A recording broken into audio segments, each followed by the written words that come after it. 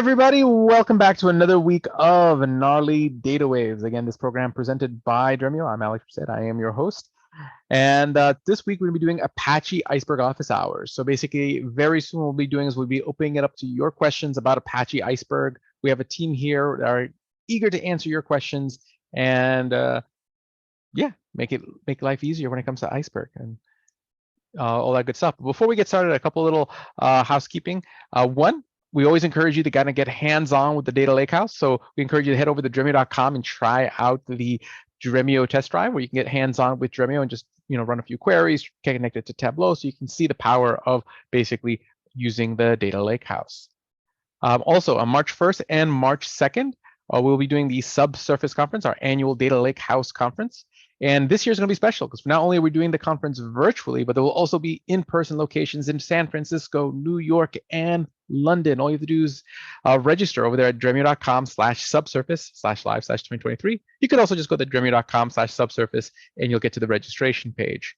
But again, when you register, you can make a request to see if there's availability for our San Francisco, New York, and London locations for the in-person. And if you're in New York, I'll be there, so hopefully you'll be able to say hi. Okay. And again, we do Gnarly Data Waves every week, and not only can you watch it live, but you can also watch it after the fact on YouTube by subscribing at youtube.com/Dremio or subscribing to Gnarly Data Waves on Spotify or wherever you listen to podcasts.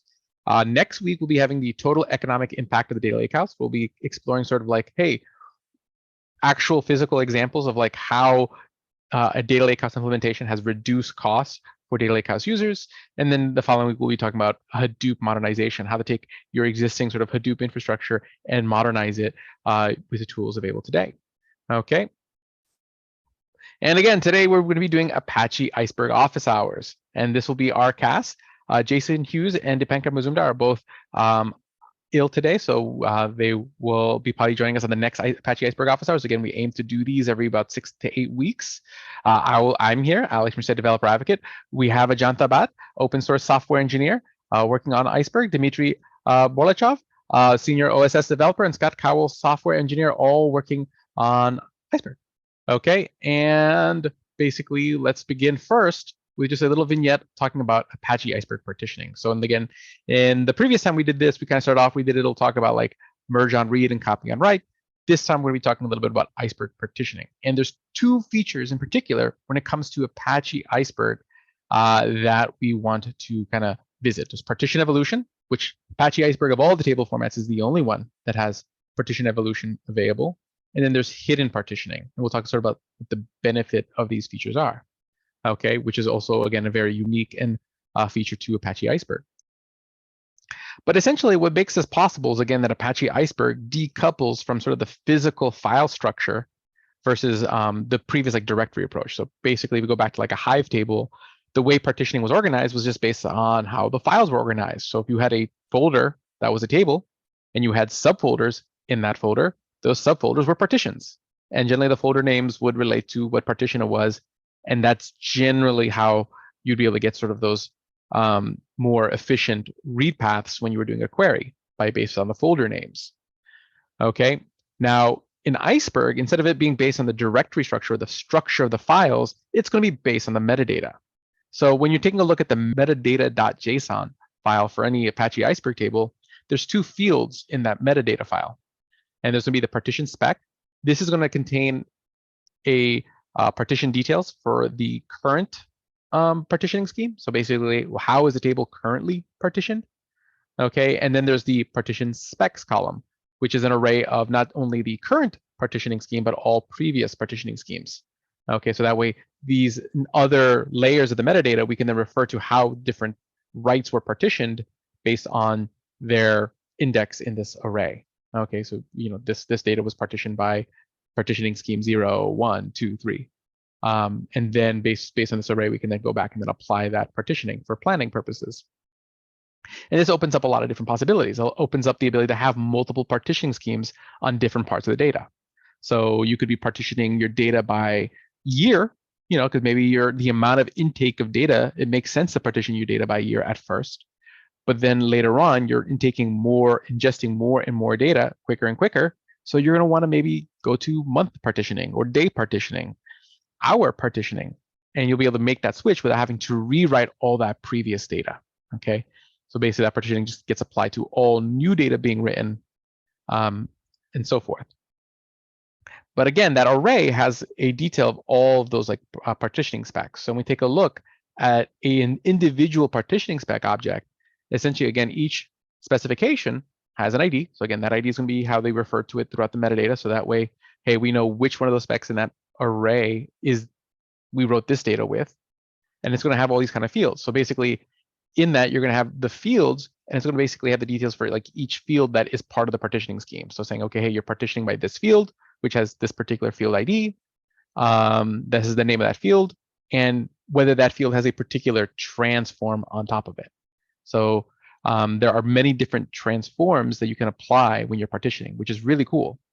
And this is going to lead into sort of why hidden partitioning is a thing, because those transforms are what, because instead of having to create additional data, because again, going back to how Hive worked, if you wanted to like partition by month, you would then have to take your timestamp field and make another field that tracks the month, and then partition based on that additional field.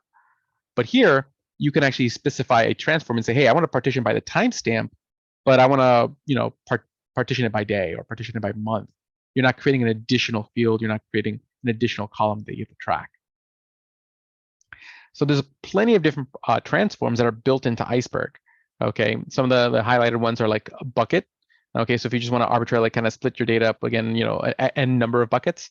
Truncate, if you want to do it based on the truncated value of that field. And then there's all the time ones, so year, month, day, hour. So you can partition your data, any timestamp field, any date field, easily in that manner. And again, all that's going to be tracked in the metadata. That's the kind of the key point here. So in that case, the actual planning is all going to occur when you're reading the metadata, instead of versus Hive, where it's all being done through like listing files and evaluating directories, which takes a lot longer. So you're gonna get that speed boost, but then you also get the benefit of the partitioning, being able to scan less files. So you're getting a speed boost at multiple levels. So even after you create your table, and again, this is the point of partition evolution, is like after you create your table, you may have partitioned the table in a particular way, okay? But what you can do is you can add additional partitioning rules. So you can see here we're running alter table statements where we can add partitioning fields.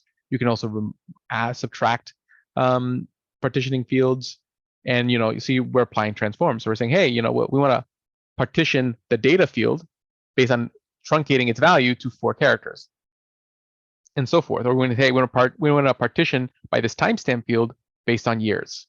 Okay, so we have this nice sort of syntax where we can say, hey, this field, but we want to transform this field in this way. And again, then the engines can then interpret that as it reads the metadata from there, which is really cool. So that's partition evolution. Now for hidden partitioning. So as we mentioned earlier, in Hive, what would happen is you'd have to create like an additional field. So basically what would happen is that when I'm partitioning the field, so here I'm saying, hey, I want to partition, I would have to create like an additional month column. So you see here, what I'm doing is I'm creating the table, and I say, okay, hey, let's take the existing name, procedures, visit time field from this other table, but we're going to create another field that's basically it's a month value based on that visit time field that we call visit month. And then we're partitioning it based on that field. So you're creating a whole other column. Okay, so you're holding on to more data, but on top of it, what's going to happen is that when you query the table to benefit from that partitioning, even if you query based on the visit time, so even though I'm saying, hey, get me the data between this timestamp and this timestamp, in order for me to get the benefit of that partitioning, I still have to include this extra additional filter.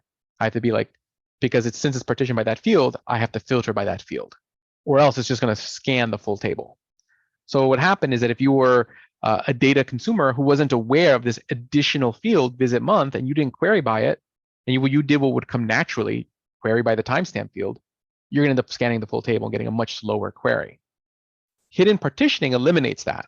Because all that partitioning is in the metadata, if you partition the field that has the transformed applied to it, the engine knows, oh, well, we are partitioning by that field, the timestamp field, because again, we are just partitioning by month using the month transform on visit time. We're not creating an additional field.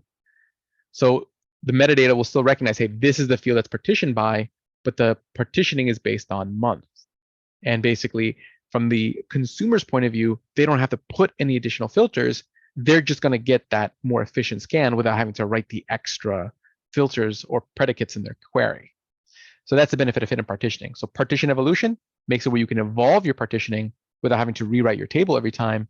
And then hidden partitioning makes it where it's less likely that the people who consume your data are going to end up having slower scans because they didn't add the additional predicates, because they won't need to. They can just query the data as they naturally would. So that's a little bit about those two features. With that, we're going to get into Apache Iceberg Office Hours. Okay, so what I'm going to do is take a look at the questions. So again, start putting in questions in the Q&A you have about Iceberg, and we'll parlay them among the team. Okay, so the first question we have is from Fred Yotips. Okay, is Dremio efficient to build Iceberg table from existing parquets? Do you recommend using an external Spark to do a migration task? I'm using Dremio CTAS to create Iceberg tables to migrate existing data, but most of the time Dremio creates too many partitions, almost one per record. This is true when using bucket transform partitioning. Even bucket 10 XXX makes Dremio become crazy. Does anyone want to speak to specifically like that kind of operation in Dremio? Yeah, so I can speak to that. So in terms, when you're using CTAS in Dremio, the default behavior will be in terms of, you can specify the partitioning scheme, but in terms of how we distribute the data before writes, we will not, using a default CTAS, do any sort of forced distribution to minimize the number of files we write. But there is an option on CTAS where if you do create table, and when you're specifying partition by, there's a hash partition by clause. So if you use the hash keyword, that will force a hash-based distribution on your partition keys prior to the writes, and that should reduce the number of data files that we're writing. So it's a trade-off between write speed and read speed on that table. So if you want to optimize for reads after you create the table, you can use that hash partition by. Your CTAS will run longer because we need to shuffle the data around prior to the writes, but it should optimize the data file sizes for you. Cool. And okay. If you go to the CTAS page in our documentation, there's some information on the hash partition by clause, I believe. Got it. Cool. Next question we have is, how do you deploy Iceberg technology on premise? So I can speak to this one. So bottom line, when it comes, if you want to use Iceberg on premise, it really comes down to sort of like the tools that you're using. So if you're using, for example, Dremio on premise, Iceberg is just as easy as connecting it to your data sources, which could be your Hadoop cluster, it could be your object storage, whether it's one of the clouds or you're running like a Minio. And then basically Dremio will write to Iceberg tables into those sources if you're writing using Dremio, and it can read Iceberg tables on those sources.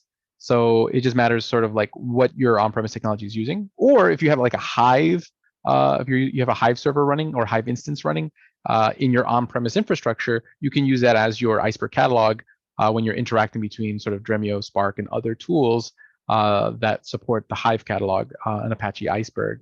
But it's going to come down to sort of like what catalog you want to use, and what tools you're using and what they can connect to as far as catalogs. So would anyone want to add anything else, or is that kind of cover that? Yeah, I would add like choosing the catalog is actually a very important decision, because some catalogs perform better than others. For example, Hadoop, the Hadoop catalog looks very easy to get started with. Like if you just want to play with Iceberg, you can use the Hadoop catalog, which essentially just requires a file system to exist. And then you can use a Hadoop catalog on the file system and have some interaction with Iceberg tables.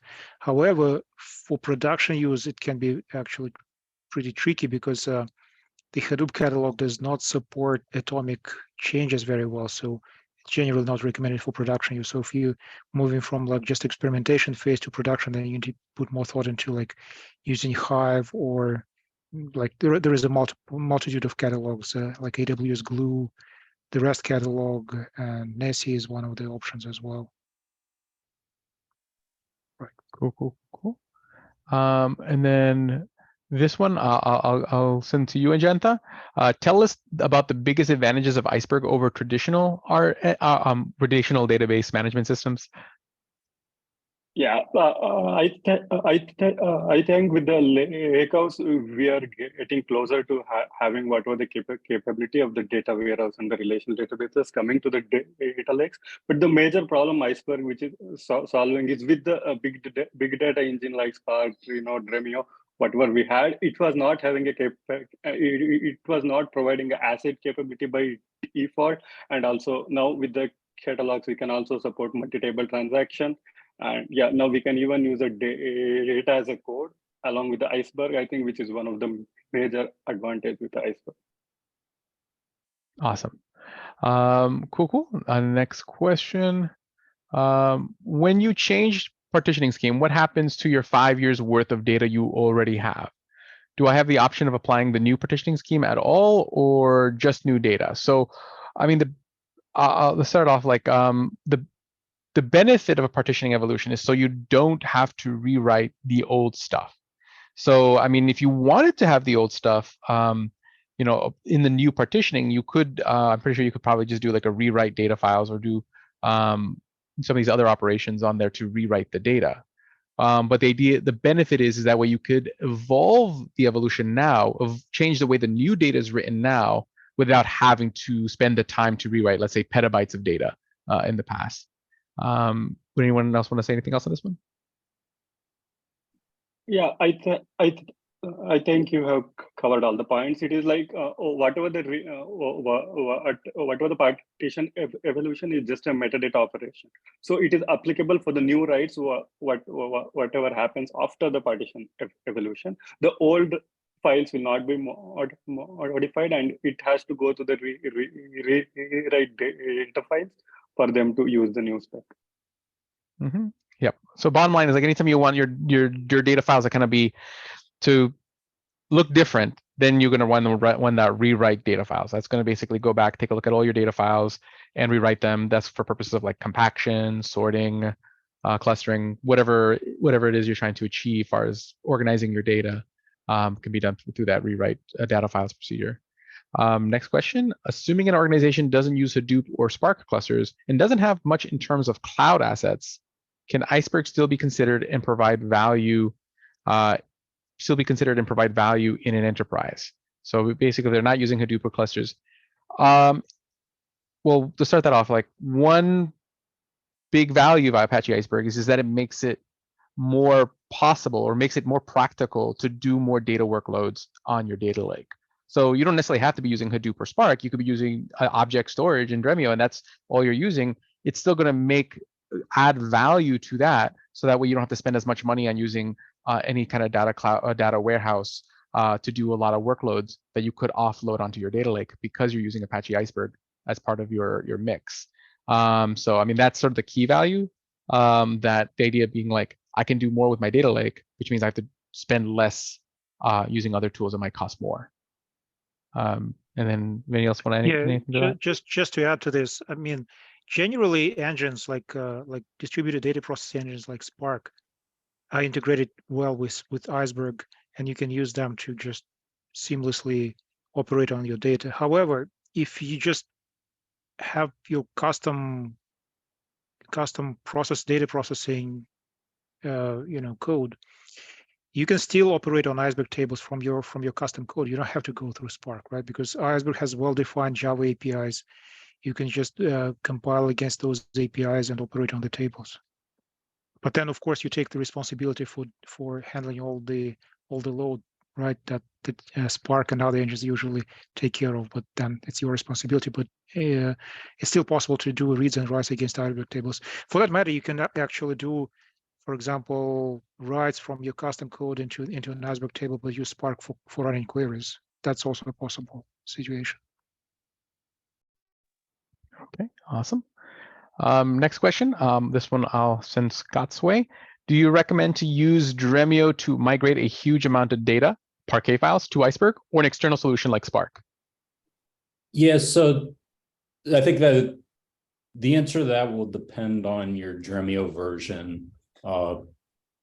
We've got some things coming up in the next release. So, and also depend on the types of files. So for Parquet, we have some things on the roadmap, but the current solution would be in Dremio, you're using CTAS to essentially promote the Parquet files as a table in Dremio, and then use CTAS to create a iceberg table out of those. And that is a viable approach.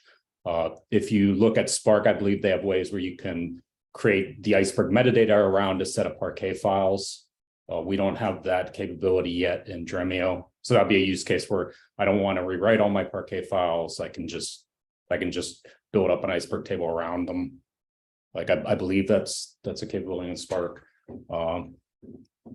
And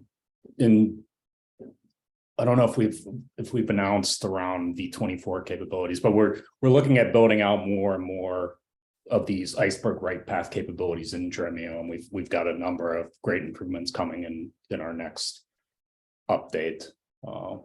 And that's more focused around like text and JSON. Like if I have a bunch of text and JSON files, I want to build an iceberg table out of that, essentially having like a copy into functionality, and that's something on the horizon, very, very near horizon for Dremio. So I think the short answer is there's still a lot of very evolved write capabilities in Spark for building out Iceberg.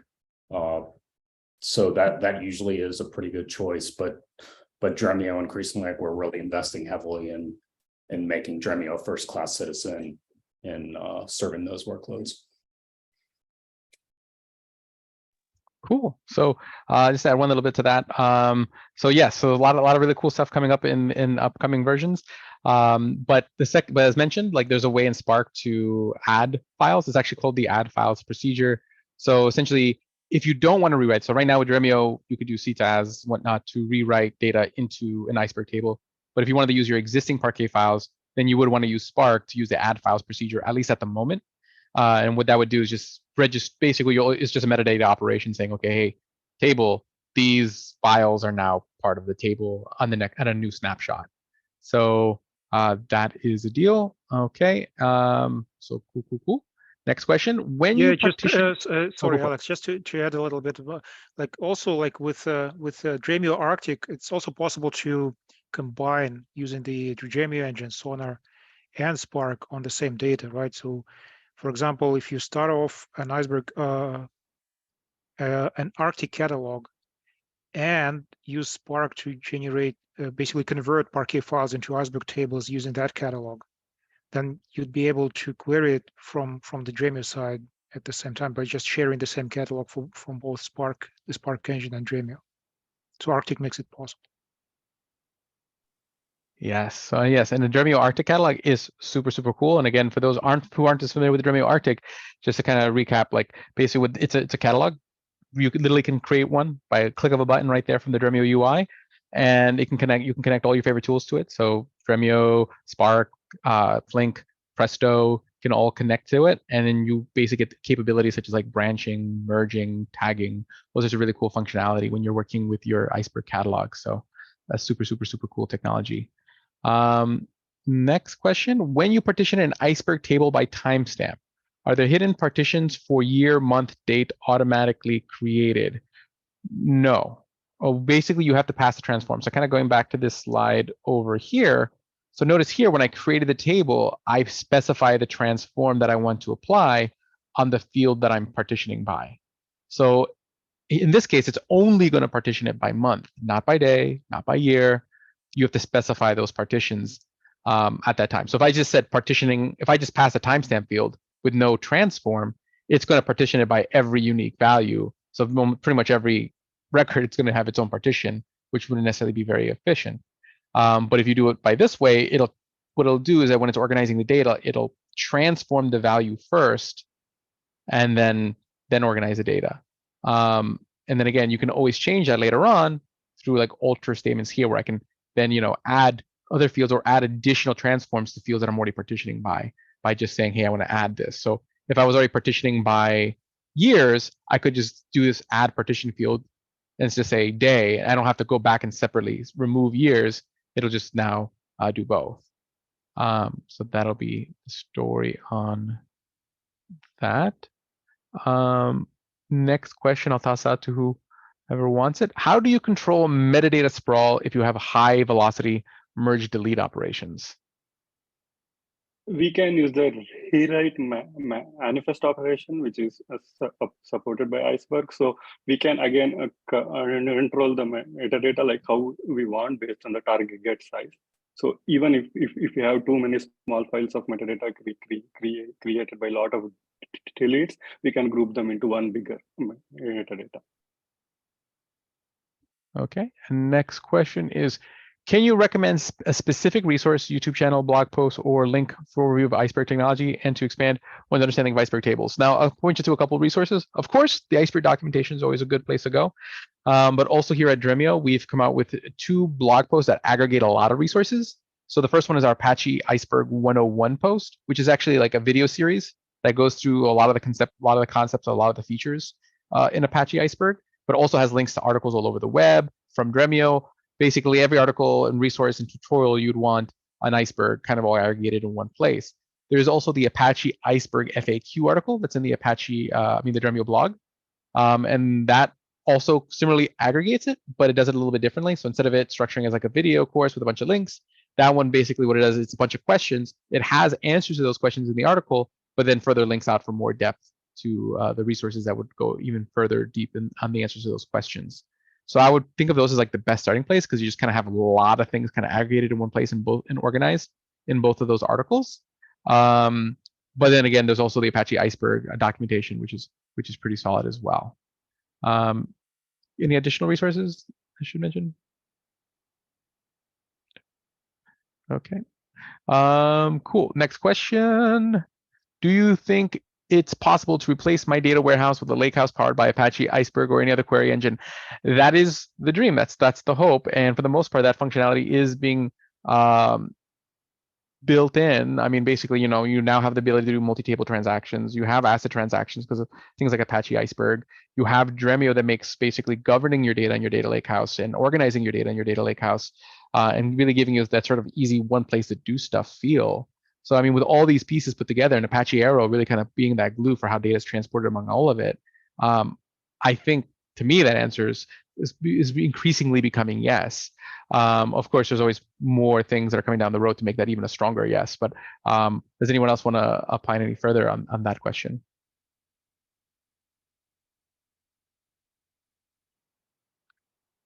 Cool. Next, can I partition on year visiting time, month visit time? So keep partition different years separate. I think the answer is just yes, right? You can partition as many transforms as you want. Yeah, and one note on that the month transform is not like 1 through 12. You can think of it as the number of months since January 1970, I think, something like that. So it implicitly has it's essentially like a year plus a month. And the day transform is similar. So if I have a day transform, I don't need to add year and month transforms on it. And if I have month transform, I don't need to add year.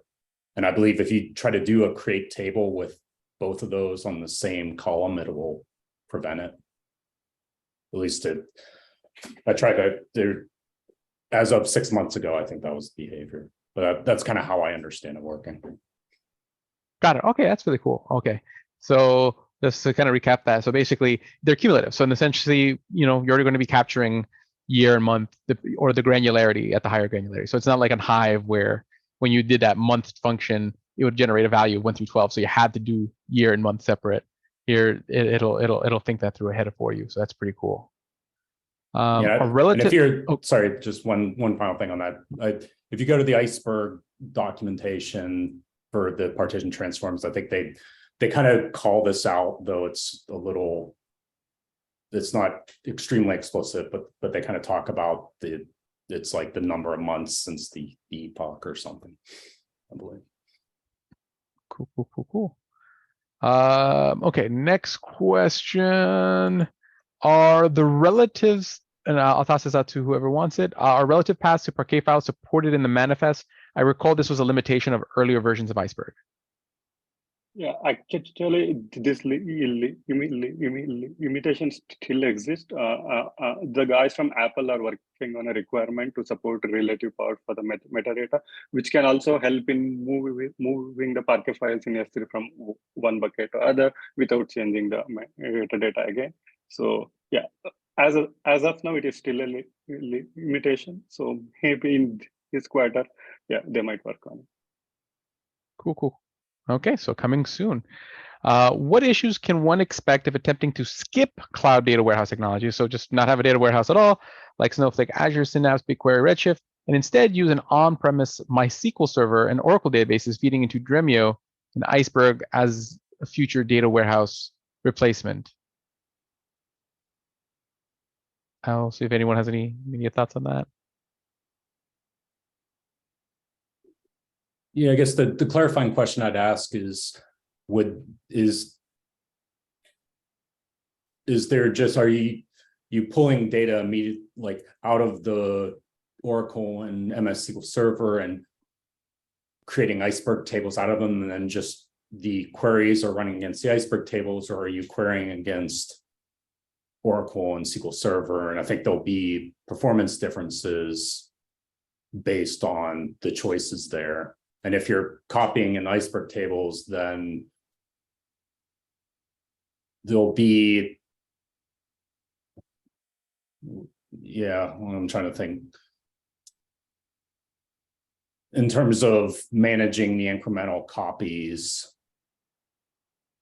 well, I think there's questions about how that would, like, I'm not as familiar with those workflows in Dremio. It's a little outside of my area expertise. I don't know, Alex, if you're familiar with that. What I would say is this: 100% agreed that there'd be different performance depending on how you're doing it. So if you're just going to connect SQL Server and Oracle to Dremio, and then just run queries directly from that data from there, it's going to generally be basically the performance of the underlying data source is going to affect the performance of Dremio. So basically, your particular Oracle, your particular SQL Server, its performance and how your performance is in that database is going to affect your performance on Dremio. There are ways to alleviate that. So Dremio has a feature called data reflections. So that essentially, from a high level, you can just think of it as like kind of a materialized view. I mean, really what's kind of doing is actually going to create like an iceberg representation of the data that it will use to accelerate queries on that data. So generally, if you are going to virtualize your data, so you just, instead of moving the data somewhere else, you're just going to keep the data on SQL, keep the data on Oracle, maybe join some of those tables together.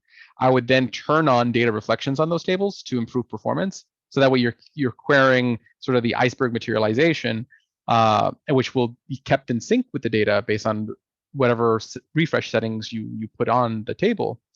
But that'll also, again, make it where the underlying source becomes less of a potential bottleneck, making that virtualization a little bit more practical. But again, as I think you're kind of alluding to, I think, yeah, down the road, what you'd want to do eventually is set up some sort of system where you're moving that data into an Iceberg catalog proper, and that being sort of the main place you're querying your data, and then you can kind of just not use a data warehouse. Like that's essentially the end goal, in the sense that you could just connect all your sources of data to Dremio. Dremio can help you move the data around. Dremio can help you query the data. And then again, people who need to ingest that to like locally for like local ad hoc queries on, via like Polars, Pandas, or DuckDB or something like that locally, they can just connect via like a Apache Aerofly and just pull that data down. And essentially, then it's like, well, do you need the data warehouse anymore at that point? again, there's always, every platform has like their strengths and weaknesses. So there's always going to be like those like edge cases where you're like, okay, well, at least at this moment, there's this advantage to using X and Y. But I would say more and more so, like for the majority of your use cases, Dremio will have some sort of solution, making it where basically whether you need a data warehouse, more of a question. And then if you do need a warehouse, how many times you actually need it are a lot less, because the Dremio platform can offload a lot of that.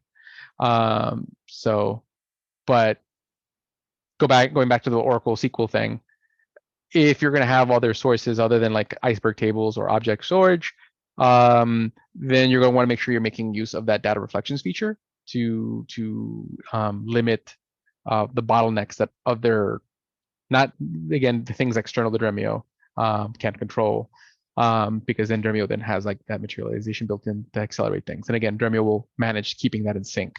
So then basically you just turn it on and it'll just work. And that's the beauty of it. Cool. So that. Already answered that. Follow-up to relative path question. Is there a method to change the existing path to parquet files in manifest after the file directory move? As of now, it is not there, because Iceberg won't recommend moving the files. Because even if you use a rewrite manifest action, it is just gonna read the current manifest and it is gonna write, but it won't know that path which got changed. So yeah, we need a relative path feature. There is a workaround to it, like for example, you move the files to some other bucket, you can discard the existing metadata files you have, and you can freshly generate the metadata, like using the migrate procedure, or you can add these files to an add files to a new empty table. But the caveat is that if you have some orphan files, even those orphan files will be registered as a hive file. So you might have to run the remove orphan file procedure just before you move the data, and then you can freshly generate the metadata. In that way, it should work. Cool.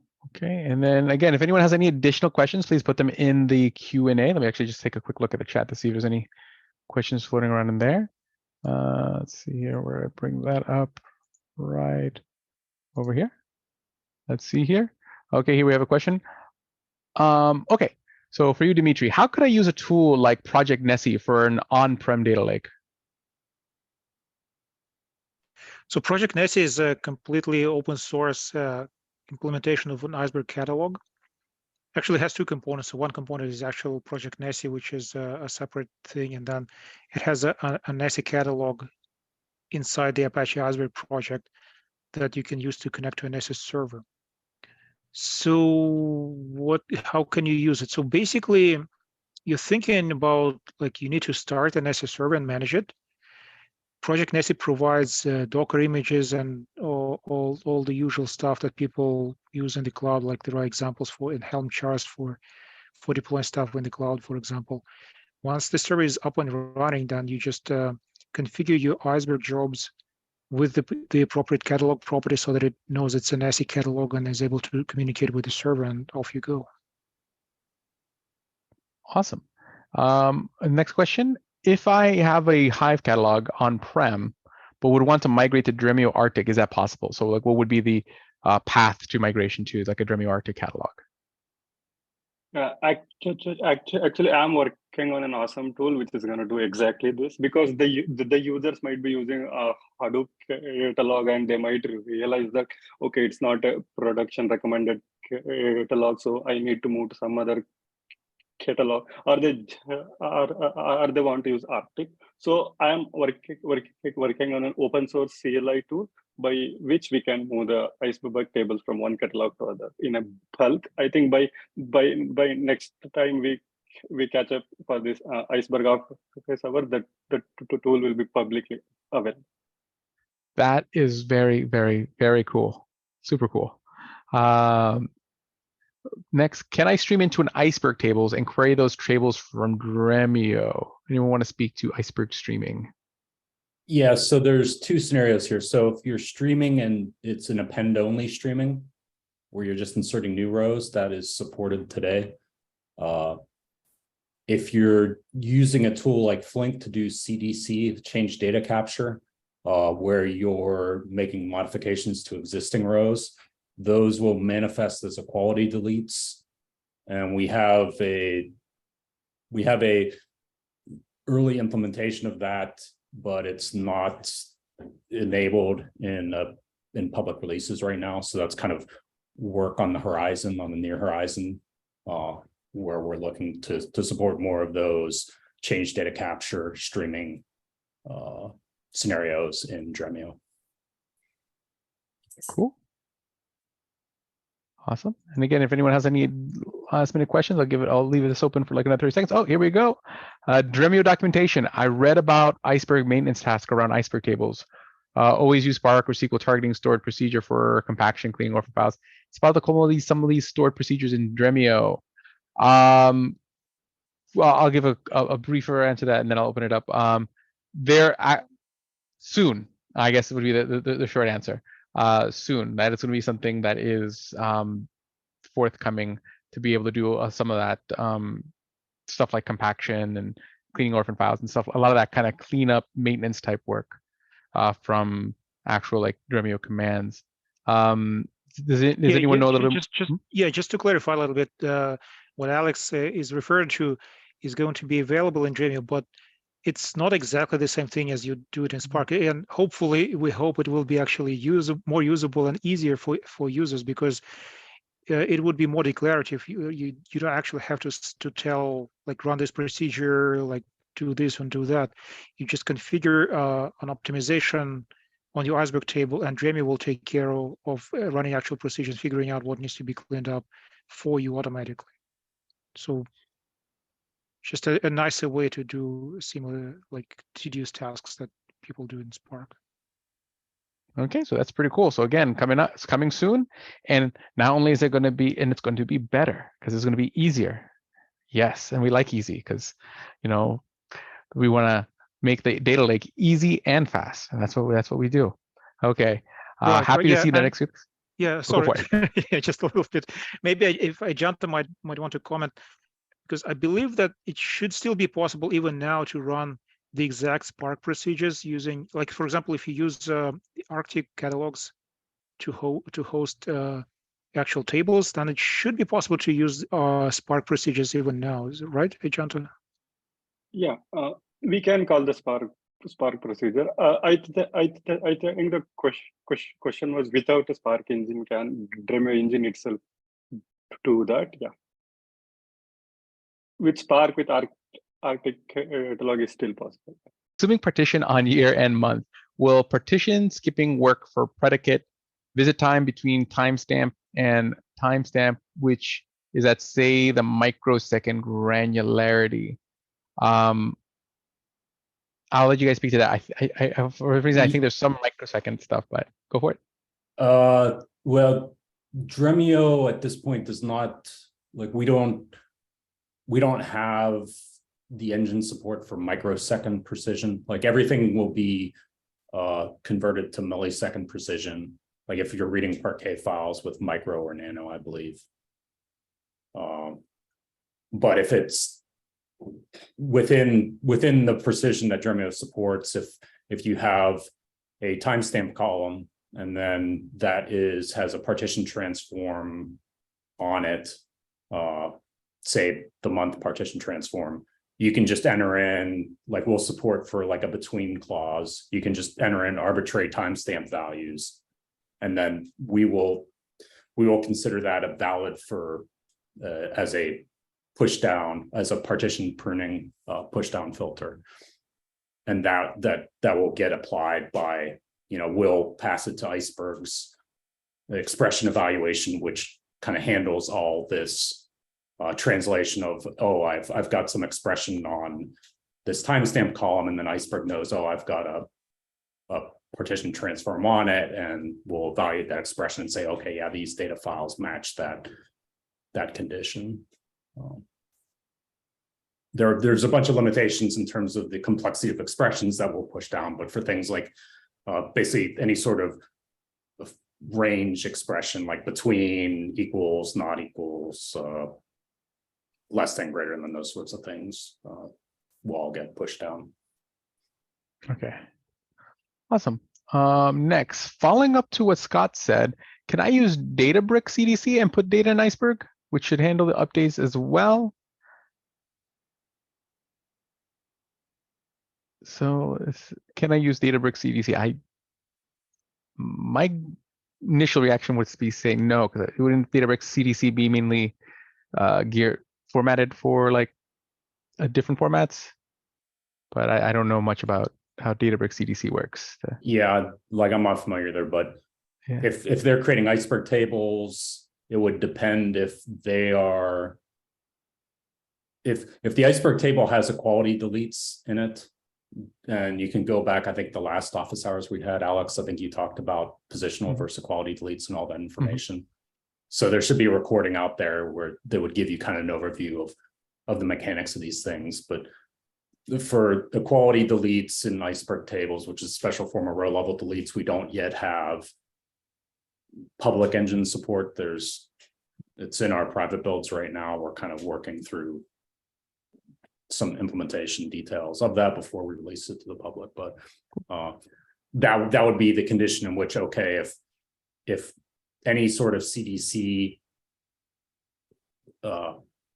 engine is applying changes to iceberg tables, if they don't create equality deletes, Dremio will support it.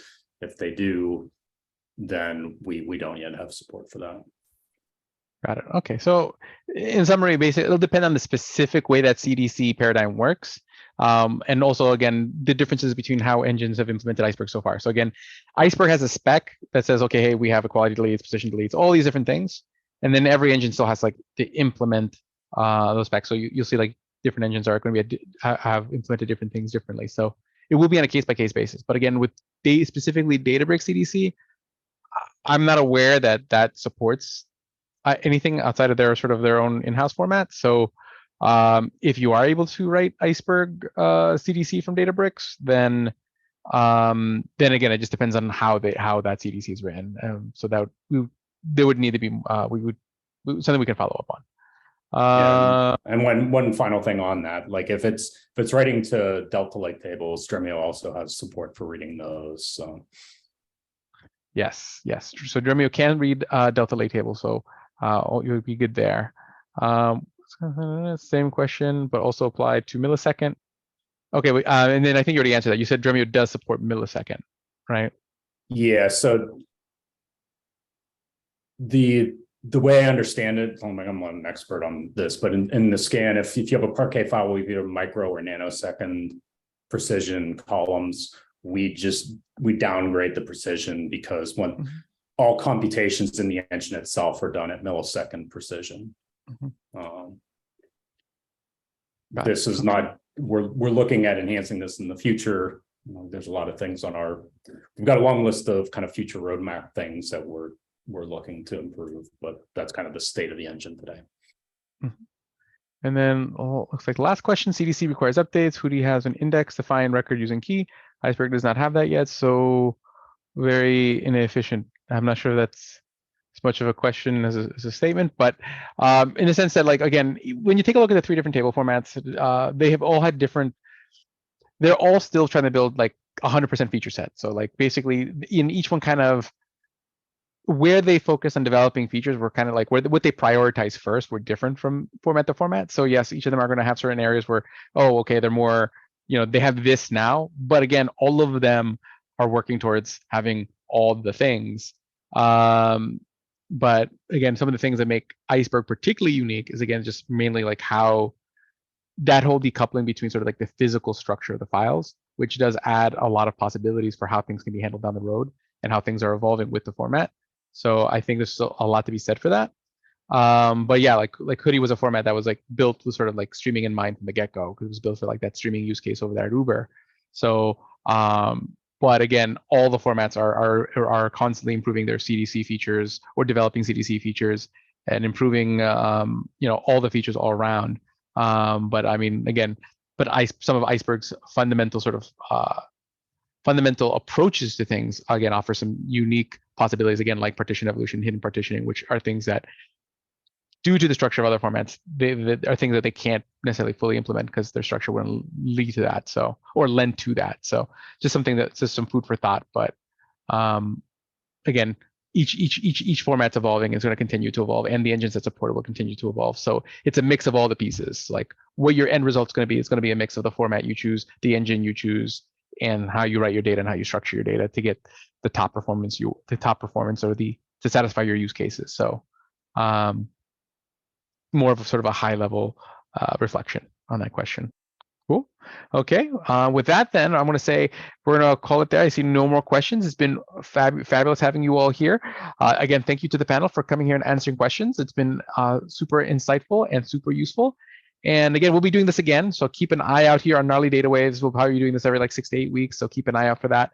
Again, next week, we'll be doing the economic impact of the data lakehouse. So we'll be talking about like taking a look at actual implementations of a data lakehouse and sort of the amount of money that it saved those users when they actually implemented a data lakehouse and data lakehouse patterns in their data stack to kind of see, okay, what is the actual sort of financial benefit of seeking out these kind of architectures. And then the following week will be Hadoop modernization, about how to take existing Hadoop infrastructure and start modernizing it with a lot of the modern practices and tools.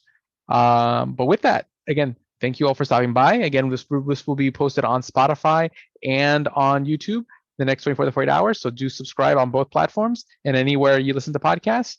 And again, thank you, Ajanta, thank you, Dimitri, and thank you, Scott, for your time today. And yeah, we'll see you all next week.